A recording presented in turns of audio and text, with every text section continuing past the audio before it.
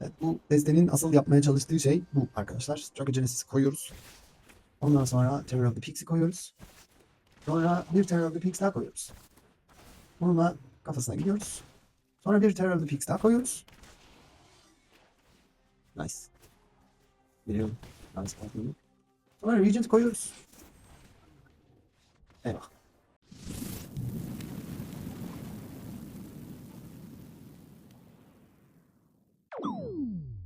Merhabalar herkese. Demigod kanalına Büyülü Bir Dünya'ya hoş geldiniz. Öncelikle herkesin 19 Mayıs Atatürk Anma Gençlik ve Spor Bayramı'nı kutlayalım. Diamond'a çıkmak için de birkaç tane deste buldum. Hem internetten onları oynamak istiyorum. Bulduğum bir tane deste Dragon Terror destesi. Burada gördüğünüz gibi bunun anahtar kartı Terror of the Peaks kartı oluyor. Eskiden e, hazırlanmış, sonra tekrardan yeniden basılmış bir kartımız. Terror of the Peaks bir Dragon aynı zamanda ve herhangi bir şekilde Dragon oyuna girerse onun gücü ölçüsünde rakibe hasar veriyor ve bu direkt suratına tokat şeklinde yapabiliyor bunu.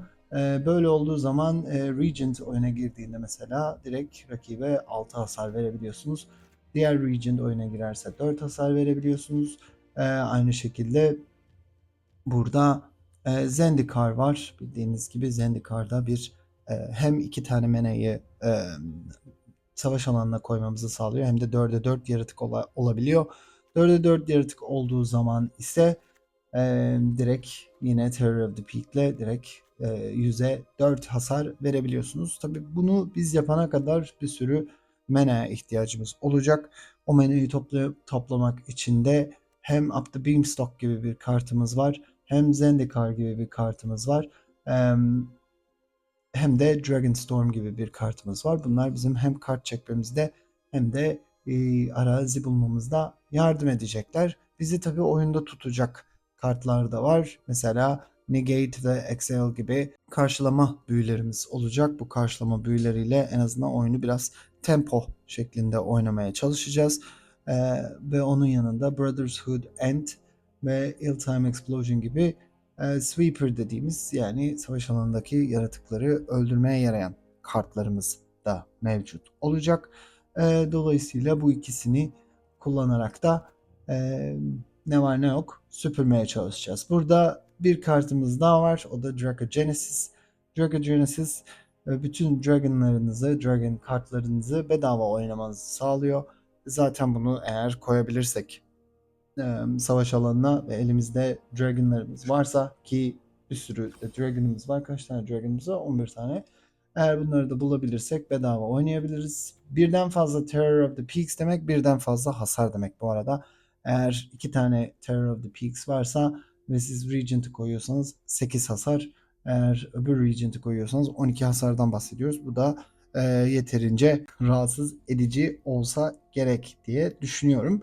Ve tabii böyle olduğu zaman da kolayca kazanmanız. Bu desteği gene Best of 3 olarak yani 3 maçlık seri için hazırlanmış bir desteydi. Biz bunu tek maçlık destelerde kullanacağız. Burada da aslında çok fazla bir şey yok. Sadece matchup'a göre daha fazla negate, daha fazla abrade. Abrade de bildiğiniz gibi artifactleri yok eden bir kart. Dolayısıyla eğer artifactlere karşı oynuyorsanız o işinize yarayacaktır. Yine Burst Lightning ucuz olan yaratıkları öldürmek için bizim işimize yarayan bir kart. Yine Brotherhood End'de burada bir tane olduğu gibi o da tamamen yok etmek için. Brotherhood End aynı zamanda artifactleri de yok edebilir. Yani aslında bu kart aynı zamanda bizi Simulacrum destelerinden de kurtarabilir. Ama bakalım ne kadar istediğimiz ölçüde de ilerleyecek ve tabii ki bakalım bizim yükselmemizi sağlayabilecek mi bu deste? Evet, ilk maçımıza başlıyoruz. Klekia sanıyorum okunuş şekli. Biz başlıyoruz. Bu güzel. Bu yeşil kartı bize verecektir. Dolayısıyla aynı bu sırayla oynamamız gerekir. 1-2 yapıp ondan sonra Up the Beanstalk'ı kullanmamız gerekir. Veya Exhale'ı da tutabiliriz elimizde ama bence şu an için gerek yok. Up the Beanstalk'la devam edelim diye düşünüyorum. Önce bunu koyalım. Bir görelim bakalım rakibimizde ne oynuyor. rakibimizin oynadığına göre belki Exile'ı da tutmamız gerekebilir. Evet, rakibimiz muhtemelen Core Steel Cutter oynuyor. Core Steel Cutter oynadığı için bence kart çekmeye devam edelim. Explosion var elimizde. En kötü ortalığı temizlemeye çalışırız. Ortalığı temizledikten sonra da en azından tamam, hiçbir şey yapmadı. Bu iyi bir şey mi kötü bir şey mi tabii bilmiyorum. Bence bu turda Exile'ı açık bırakalım. Belki Core Steel Cutter oynayacaktır. Öyle olursa okay, Jeskai. Jeskai Control o zaman. Destroy Evil. İstiyor muyuz bunun öldürülmesini?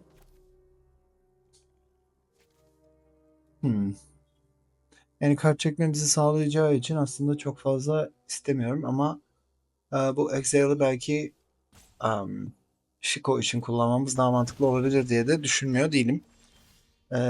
Çok kötü bir arazinin gelmemiş olması. Dragonstorm yapalım. Bir bakalım. Okay.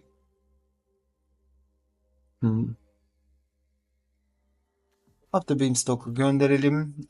Sen ama tapsin. Dolayısıyla Exile'ı da kullanamıyor oluyoruz. Bu biraz kötü oldu bizler açısından ama yapabilecek pek bir şeyim yok maalesef.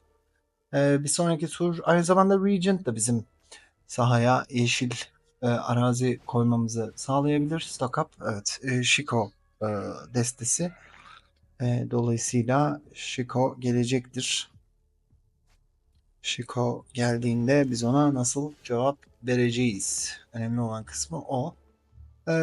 Tabii Shiko'yu Regent'la öldürme şansına da sahibiz biz. Dolayısıyla bekleyebiliriz. Bu tur mesela Regent'la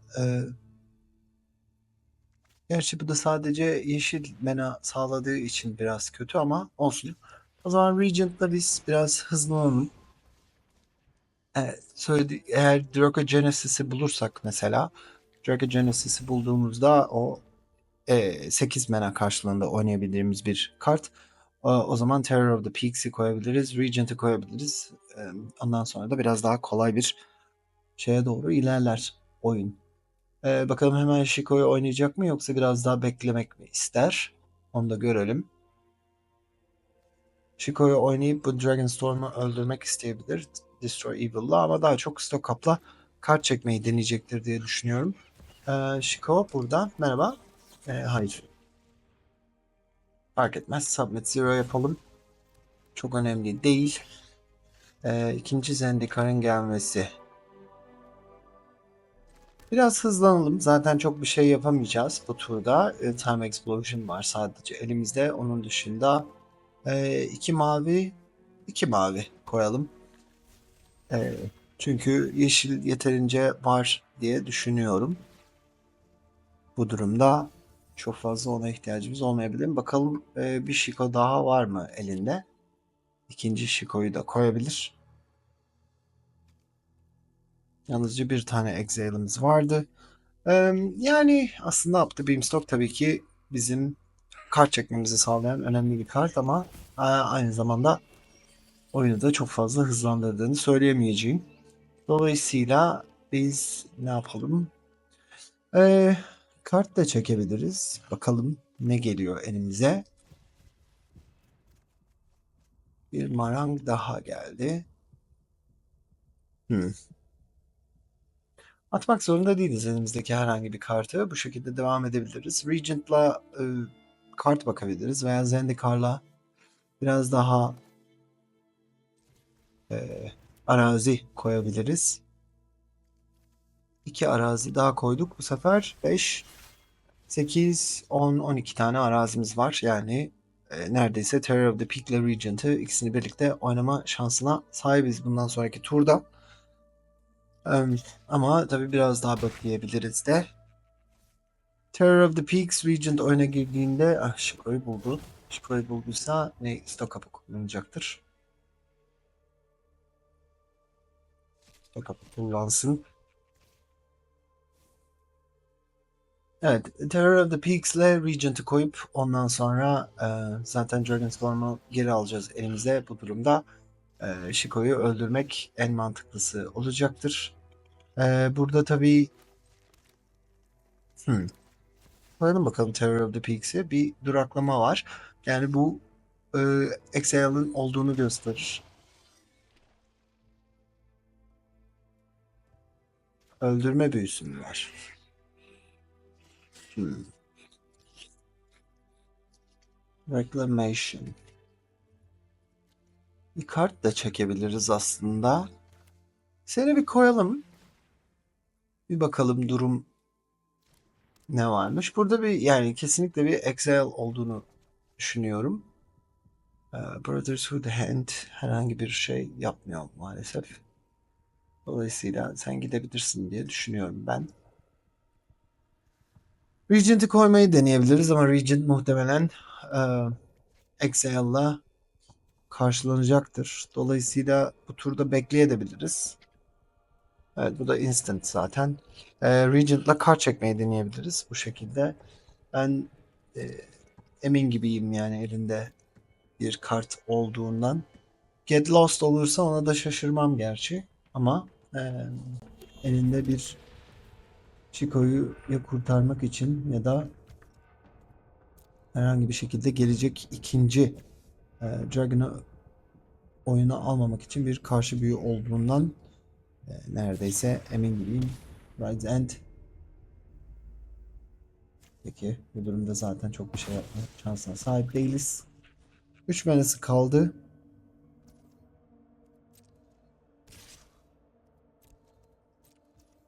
8 hasar alıyoruz. Bu da bizi bayağı bir zor duruma düşürecektir. Stack up. Tamam. Bütün her şeyini şu an için kullanmış oldu. Eğer Draco Genesis bulursak bir de Terror of the Peaks bulmamız gerekiyor. İkinci bir Terror of the Peaks de bulursak ondan sonra zaten sadece Regent'ları oyuna koyarak bile öldürme şansına sahip olabiliriz. Buradan bir kartı yollayalım. Stack up gibi bir kartı yollayalım. Bir kart çekelim. Bir arazi daha. Çok teşekkür ederim arazi için. Tekrar yapınca bu tap araziyi gönderebiliriz diye düşünüyorum. Pekidir. Burada Up the Beamstock yapalım bir. Bakalım hangi kartı çekeceğiz. Invasion of Zendikar çok ihtiyacımız yok. Gördüğünüz gibi 30 kart içerisinde istediğimiz kartı bulamadık.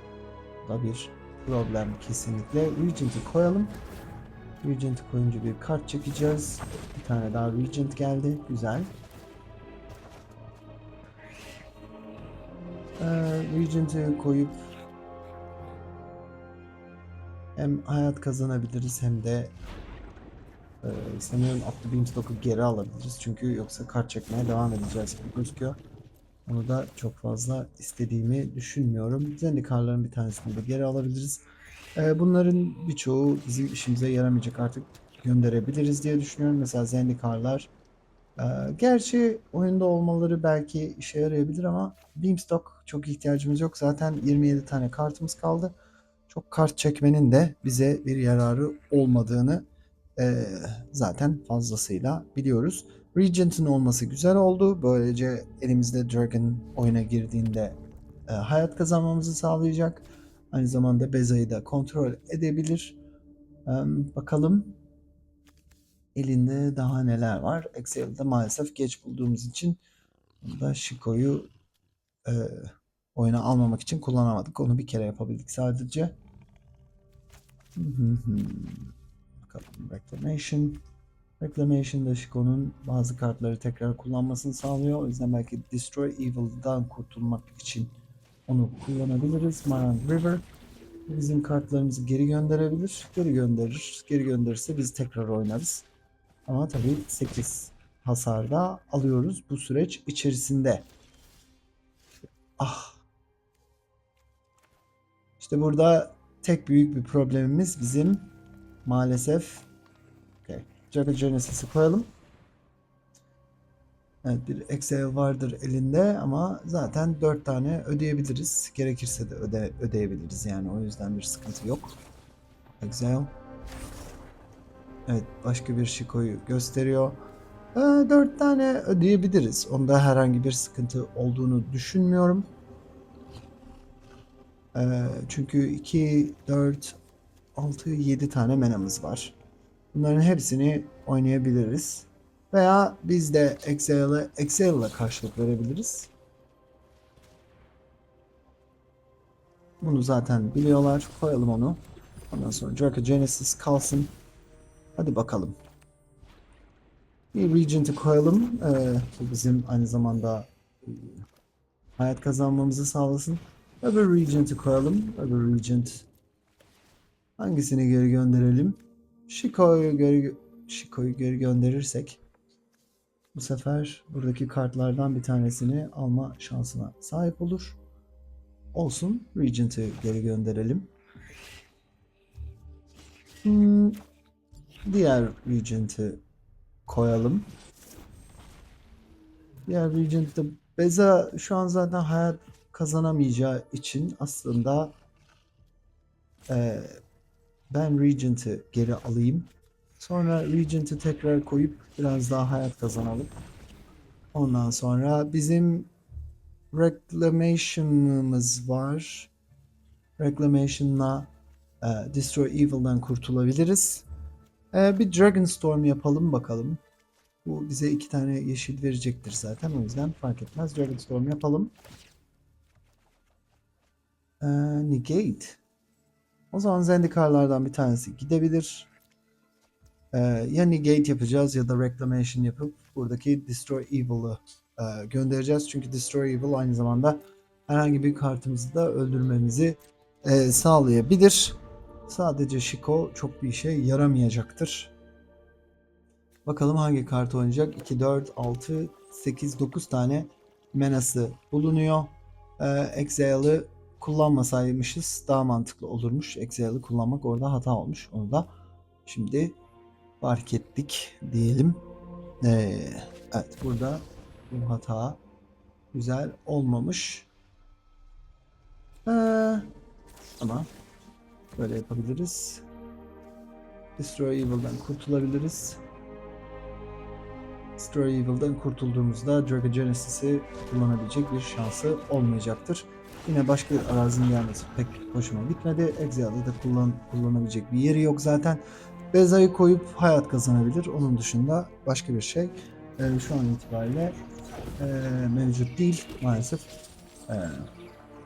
Hayat kazanmasını çok tabii sevinmemiş olsak da bir önce çekecek kartı bir görelim. Dediğim gibi Zendikara çok fazla ihtiyacımız yok. Zaten basic land'imiz çok kalmadı. 12, 18, 21 hasara şu an için ulaşamıyoruz gibi gözüküyor. Terror of the Peaks'i bulamadık çünkü. Sadece 2 tanesini bulabildik. O bizim için çok faydalı olmadı. Bu durumda Regent'ı oynayalım. Regent'ı oynayınca Shiko'yu geri gönderelim. Hatta pullardan veya şu pulu geri gönderelim. Dragonstorm'ları tekrar oynayalım. Belki Terror of the Peaks'i bulma şansına sahip oluruz. Terror of the Peaks'i bulursak da hatta birden fazla bulabilirsek de bu sefer çok daha bizlerin işine yarayacaktır. Burada Exhale'ı kullanmak büyük bir hata oldu. Dediğim gibi olsun. Önce bir hasar verelim beyefendiye.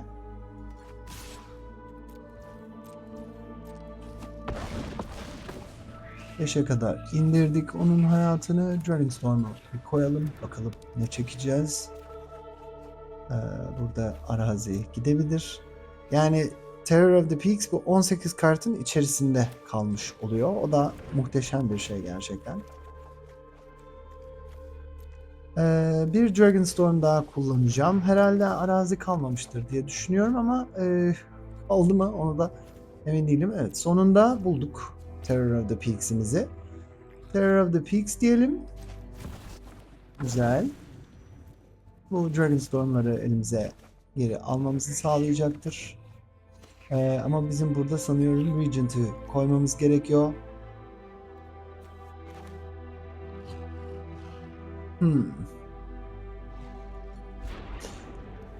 Regent'i koymamız gerekiyor. Regent'la şöyle kafaya kafaya bir hasar verelim. Yine bir Dragonstorm yapalım. 14 kart var. Bir tane daha Dragon'a ihtiyacımız var. Teşekkür ederim. Tamam. Regent'i koyalım. Regent da Terror of the Peaks'le. Böylece good game diyebiliriz rakibimize. Bu şekilde Terror of the Peaks'in de ne kadar güçlü olduğunu da gösterebilmiş olduk. Bence fena bir maç olmadı bizler için. Frogger. Bir sonraki rakibimiz. Bakalım. Bununla ne oynayacağız? Forest Beamstock. Bir de hiç biz başladık mı? Galiba ilk maça biz başladık. Onun dışındaki hiçbir maça da biz başlamadık gibi de bir durum var. Burada Beamstock yapabiliriz. Ama işte Ill-Time Explosion. Sonra Regent. Regent de sadece Forest alıyor. Evet. Tamam. Daha kullanışlı bir desteğe benziyor. Ill-Time Explosion. Veya Reclamation gitsin. Elimde şu an çünkü mavi ve kırmızı kartlar var ki bunlar bizim bulmakta güçlük çektiğimiz kartlar normal şartlarda. Gerçi burada Brotherhood End 2 tane kırmızı istiyor. Fire Bricks. Tamam. O zaman Azorius Artifact destesine benziyor. Ee, okay. Yeşil bir araziye ihtiyacımız var. Okay. Yeşili bulduk. Tamam. Mavi Basic Land'leri gönderebiliriz. Öyle yapalım bakalım. Ama Plains bu da ilginç. Eugene destesi mi acaba? Eugene destesi de olabilir bu arada. Tamam. Seni koyalım yoksa öbür türlü zaten tap bir şekilde işleme gireceksin. Bir kart çekelim. Exile güzel oldu aslında. Exile fena olmadı. Demolition tamam. Yeşile ihtiyacımız var. Gerçi yeşili de daha kolay bulabiliriz ama elimizde yeşil var mıydı? Vardı zaten. Dolayısıyla o zaman kırmızıyı alalım.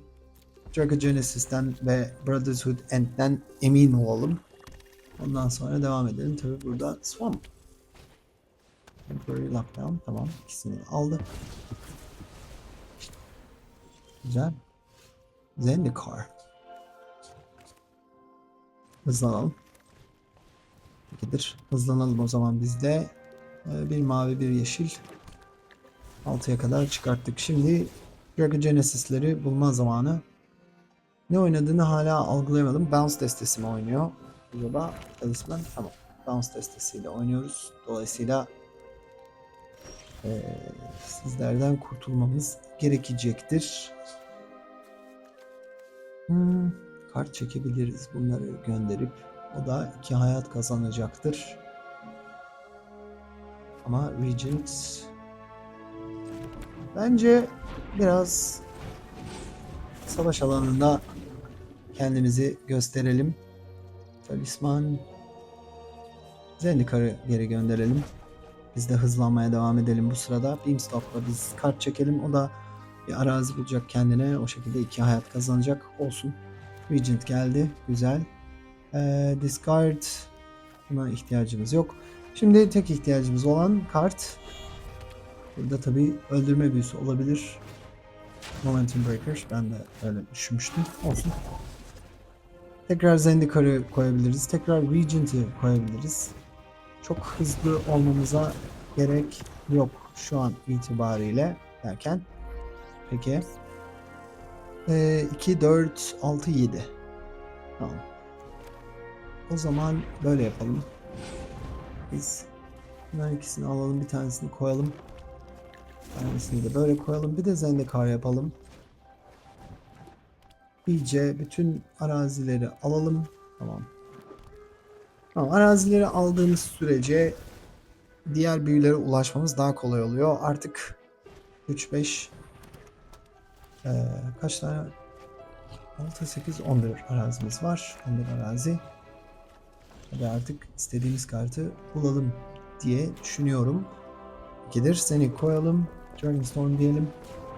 Çok bir şey yapmıyor ama Zendikara bundan sonra ihtiyacımız yok. Çünkü çok fazla basic'imiz kalmadı. Hatta hiç kalmadı basic'imiz. Dolayısıyla elimize Zendikar gelirse o direkt gidebilir demektir. Şu an olduğu gibi.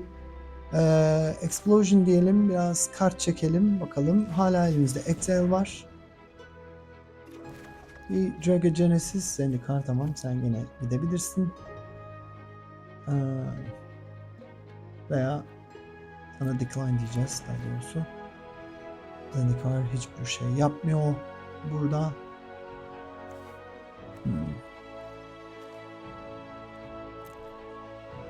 Terror of the Peaks, Terror of the Peaks. Regent. Tamam, o zaman biz devam edeceğiz. Regent'i kullanıp kart çekeceğiz. Zendikar'dan kurtulacağız. Draco Genesis arıyoruz. 30 kartımızı gördük. Cat Remorse mu?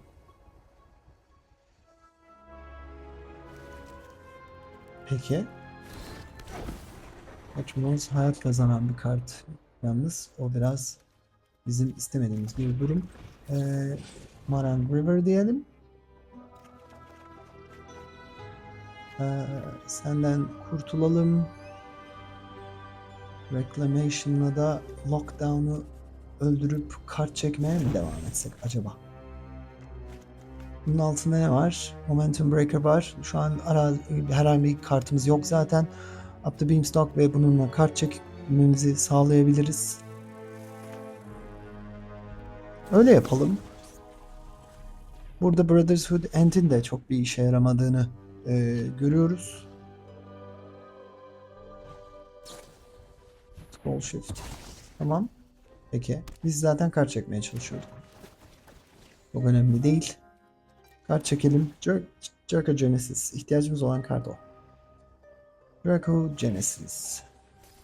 Talisman. Tabii o da istediği kartları bu şekilde ulaşma şansına sahip oluyor. Regent, Draco Genesis. Tamam. Sen gidebilirsin. Evet. Sonunda bir maçı kazanabileceğiz gibi gözüküyor. Teşekkürler. Discard. Exile. Evet. Şimdi iyi izleyiniz. Evet, bu destenin asıl yapmaya çalıştığı şey bu arkadaşlar. Draco Genesis'i koyuyoruz. Ondan sonra Terror of the Peaks'i koyuyoruz. Sonra bir Terror of the Peaks daha koyuyoruz. Onunla kafasına gidiyoruz. Sonra bir Terror of the Peaks daha koyuyoruz. Nice. Biliyorum. Nice olduğunu. Sonra Regent'i koyuyoruz. Eyvah. GG. Wizard herhalde. Tamam, güzel. Bu sefer daha güzel bir ele sahibiz. Koyalım tap land'imizi. Başlayalım. Ondan sonra Beamstock. Sonra Verge. Yine bir Orzhov destesi. Tamam, bu fark etmiyor hangisi olduğu. Hatta Beamstock'u koyalım. Regent çok güzel oldu bence. Azorius. Esper pardon. Malia. Tabi bunlardan da kurtulmamız gerekiyor. Cure. Evet. Burada bizim için en önemli kart Cleric. Uçan arkadaş. O bizim bütün planlarımızı alt üst edebilir. Şu an çok önemli değil. Zaten Explosion'u da kullanamayacağız. O yüzden Regent'i kullanalım. Regent'la biraz hızlanalım. En azından mana olarak. 4. manayı koyalım. Bir sonraki tur eğer çok fazla yaratık koyarsa Explosion'la kurtuluruz diye ben öyle bir hayalim vardı tabii ki. Tabii ki benim hayalim her zaman olacak diye bir durum söz konusu değil. Burada Bat geldi, alacaktır. Ama yine de Terror of the Peaks koyabiliriz. En azından bir savaş alanında bir yaratığımız olmuş olur. Ondan sonra da Regent'i koyabiliriz. Eğer Terror of the Peaks hayatta kalırsa. Burada dediğim gibi korktuğumuz kart Cleric, Starscape Cleric. O kart sonucunda o kartı da bulabilirsek Reclamation yapabiliriz. Terror of the Peaks'i aldı. İlginç bir seçenek. Tamam. Bu da elinde açıkçası Raise the Past olduğunu gösterir bana.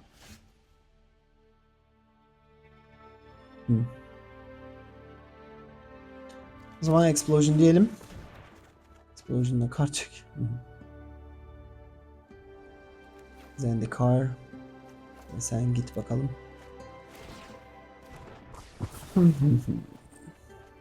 Seni koyalım Tapland olarak. Raise the Past var mı elinde? En azından Cleric yok. O hayat kazanmaya devam edebilir ama çok büyük bir önemi yok bizim için onun hayat kazanmasının. Daha çok korktuğumuz şey bizim hayat kaybetmemize sağlayacak kartı olması. Şu ana kadar sadece kendi hayat kazanabildiği kart var. Burada Elas ilk orada tabii bizim istemediğimiz kartlardan bir tanesi ama o ya. Bu arada herhangi bir şekilde yani Raise the Past için Negate var. Regent'ı kullanabiliriz. Belki bu tur bekleyebiliriz. Biraz daha beklememiz gerekebilir. Biraz daha kontrol gibi davranmamız gerekebilir. Bakalım. Raise the Past kesinlikle hemen negate etmemiz gereken kartlardan bir tanesi. Prankster çok böyle korkutulacak bir kart değil. Evet, ilerleyelim bakalım. Amalia 2 hasar versin. Başka var mı oynamak istediğin kart? Yokmuş. Regent diyelim. Regent'la kart çekelim. Up the Beanstalk. 3 tanesine ihtiyacımız yok bence ya. Yani o da evet. Bu Dragonstorm daha güzel oldu sanki. Önce bir Dragonstorm'la çekecek kartımızı bir görelim. Yine bir arazi. Veya Beanstalk'a mı ihtiyacımız yok? Tamam. Çok fazla Beanstalk'a ihtiyacımız yok. Bir Dragonstorm daha yapalım. Exile'ı hiç görmedik. Yani gerçekten tamam. Güzel. Reclamation'ı bulmamız güzel oldu. Beni sevindirdi. Burada Reclamation'la bazı kartlardan kurtulabiliriz. Yine Sweeper görmedik. Bir Exile görmedik hiç. Yani 22 kart içerisinde ki Exile'dan 4 tane var elimizde. Olsun, Raise the Past için Negate'imiz var. Eğer hiçbir şey kullanmazsa Amalia, bir diğer Amalia olsun. Peki. Raise the Past. Yok. İstemiyoruz Raise the Past'e. Daha sonra tekrar deneyiniz. Exile. Sonunda bulduk. Okay. Terror of the Peaks'i koyalım arkadaşlar. O Up the Beanstalk'la bize bir güzel. Dragonstorm'lar buradalar. Exile var elimizde. Exile'ı kullanmak zorunda olduğumuz için herhangi bir şey koyamayacağız bu turda. Çünkü yine başka bir Raise the Past olabilir. Sürekli Raise the Past olabileceğini düşünerek oynamamız gerekiyor. Bir savaşa gitmeyecektir. Ben de öyle tahmin etmiştim. Elinde sadece bundan varmış. Okay. Regent güzel. Ama bizim ihtiyacımız olan kart Terror of the Peaks. Yine bir kart çekiyoruz ve Dragon Genesis. Hello.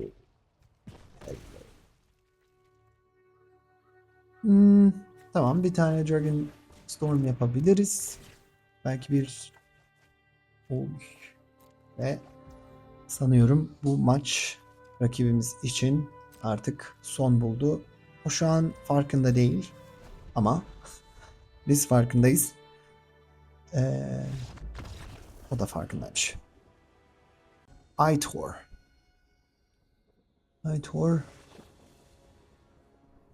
Biz başlıyoruz. Elimizde Dragonstorm, Excel, Regent. Üçüncü araziyi bulduktan sonra biraz daha işlevsel bir deste haline gelebilir.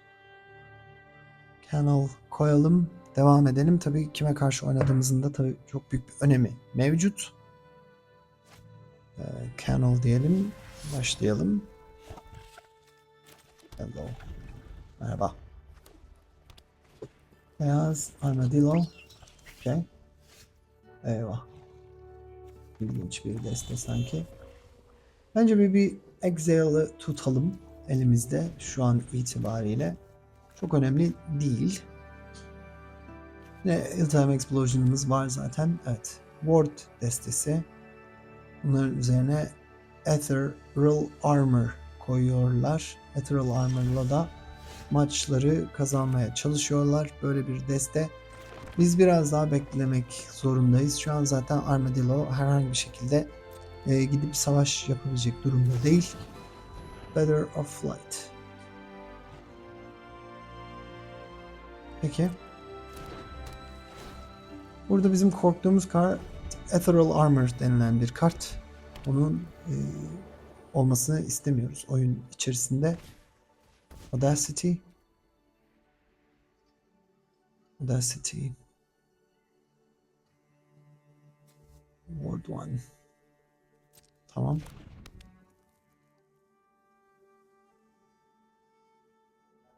Dediğim gibi Ethereal Armor istemediğimiz bir kart. Bir sonraki turda Explosion yapabiliriz ama tabii o zaman Regent'tan vazgeçmemiz gerektiği anlamına geliyor. Ama tabii bu destenin de özelliği yani tek bir yaratıkla maçı kazanmaya çalışmaları. O da ne kadar başarılı olabilir onu da kestirmek zor açıkçası. Burada Exhale'ı kullanabileceğimiz için bir tane Dragonstorm'u koyalım.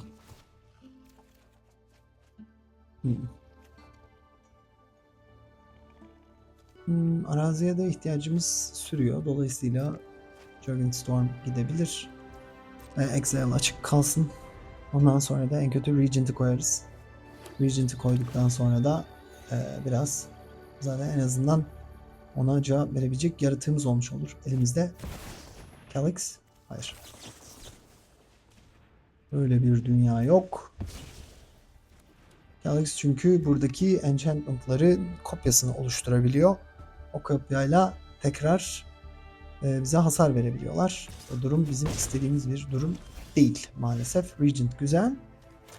Regent istediğimizi yapmayacak olsa da şu an itibariyle yani. Regent diyelim. Hem hayat kazanalım hem Dragonstorm'u geri alalım elimize. Tekrar bir Calyx bulabilir. Gerekirse Regent'tan vazgeçip -6/-6 yapmamız gerekecek. Yapacak bir şey yok. Ethereal Armor varsa o zaman bir problem. Regent'la da Armadillo'yu geri göndermek için Ward 1 var. Dolayısıyla Regent'i sadece 7 manamız varken kullanmamız gerekir anlamına geliyor bu durum. Dolayısıyla ona da dikkat etmemiz gerekecek. Dediğim gibi Ethereal Armor benim hiç hoşlanmadığım bir kart. Burada da Trample var. Trample olduğu için de biz hasar almaya devam edeceğiz gibi gözüküyor. O durumda hoş bir durum değil. İnşallah çok fazla elinde büyütmeye yönelik kart yoktur diye düşünmek istiyorum. Bu deste tabii yani Sheltered by Ghost. Tamam. Sheltered by Ghost çok önemli değil.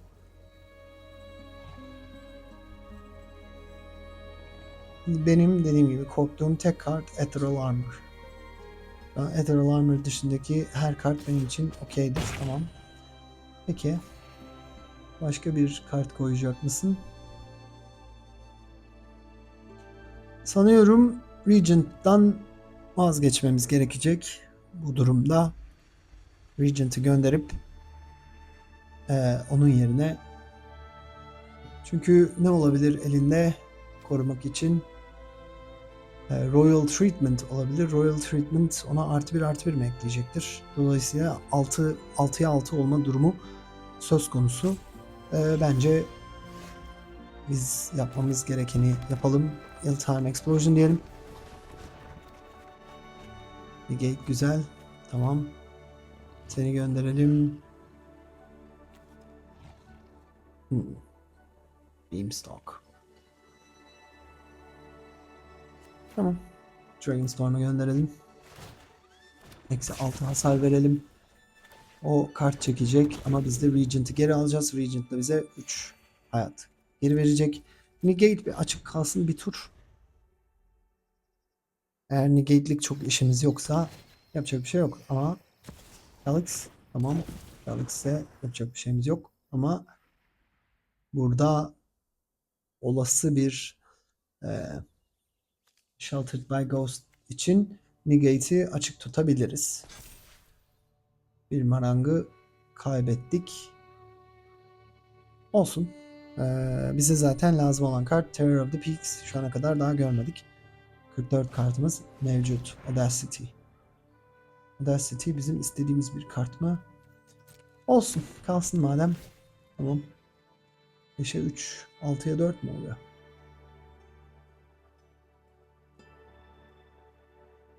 6'ya 4. Terror of the Peaks. Up the Beanstalk diyelim, bir kart çekelim.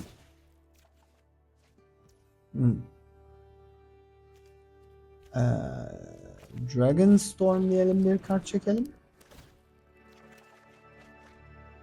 Reclamation. Evet. Reclamation bizim işimize yarayan bir kart. O yüzden böyle gönderelim. Bunu koyalım. Ondan sonra Reclamation Enchantment'ten kurtulabiliyor ve burada gördüğünüz gibi bu bir Enchantment kartı. Dolayısıyla biz vakit kaybetmeyelim. O da tap, yani kullanabileceği bir arazisi yokken Calyx'ten kurtulalım. Audacity ile kart çekecektir. Olsun. Kart çeksin.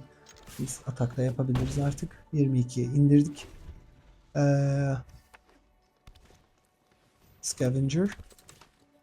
Armadillo. Bunlar beni korkutan kartlar değil. Armadillo. Güzel. Şu an oyun bitmiş olabilir. Terror of the Peaks diyelim. Bir kart çekelim. XL güzel.